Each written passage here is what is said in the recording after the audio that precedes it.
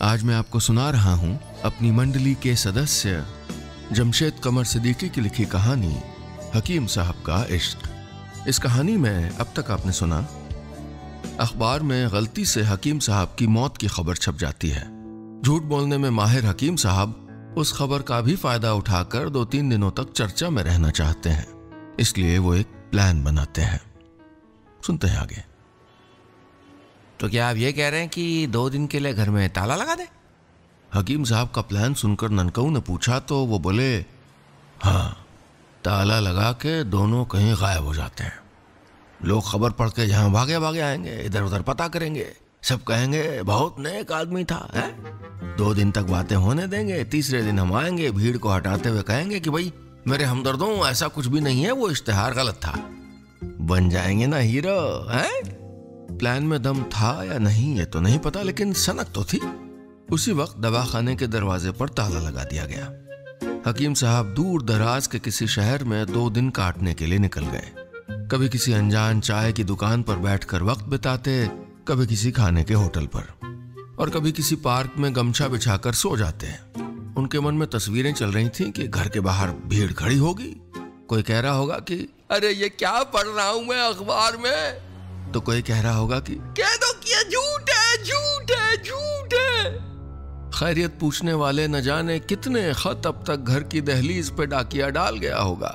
इन ख्यालों के साथ बहरहाल तीसरे दिन शाम को अखबार बगल में दबाए हकीम साहब मोहल्ले में दाखिल हुए। कुछ दूर आहिस्ता कदम चले कि लोग अभी पीछे से आवाज देंगे, लेकिन ऐसा हुआ नहीं। गंगू हलवाई वैसे ही पूड़ियां तल रहा था, छब्बन वैसे ही कपड़ों में इस्त्री कर रहा था, पंडित जी आरती की थाली घुमा रहे थे।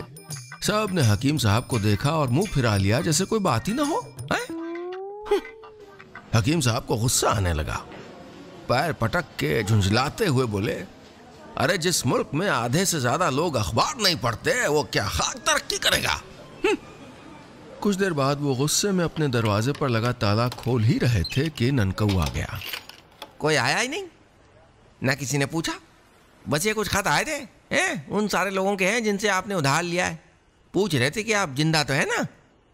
हकीम साहब ने खत उसके हाथ से लिए और गुस्से में एक तरफ फेंक दिए।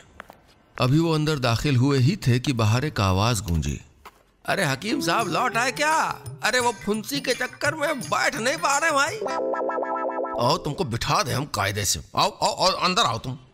हकीम साहब ने गुस्से में कहा तो वो पैंट शर्ट पहने शख्स जो एक पैर थोड़ा सा उठा के चल रहा था, लंगड़ाते हुए अंदर आया और बोला, जी शुक्रिया। और ये भी बताना चाह रहे थे कि उस दिन जब हम आए थे तो यहाँ कोई मोहतरमा आपके बारे में पूछ रही थी। नाम क्या बता रही थी? फुंसी नहीं, हाँ, अफसाना। अफसाना? हकीम साहब की आंखें फैल गईं। अफसाना आई थी क्या? उन्होंने हड़बड़ा के पूछा और फिर उनकी मुस्कुराती आंखों में जवानी के दिनों की यादें झलमिलाने लगीं।